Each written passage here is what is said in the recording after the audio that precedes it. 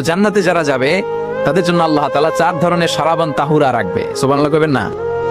1 number mineral water, mineral ওয়াটারের ঝর্ণা, আপনি ওখান থেকে দেদারসে পান করবেন। নাম্বার 2 দুধের ঝর্ণা, দুধের ঝর্ণা, ফ্রেশ মিল্ক এর ঝর্ণা থাকবে। নাম্বার 3 মধুর ঝর্ণা, মধু খাবেন বেশি বেশি, মধুর মধ্যেও শিফা আছে। এই কোরআনে 2টা জিনিসের ক্ষেত্রে আল্লাহ উল্লেখ করেছেন শেফা।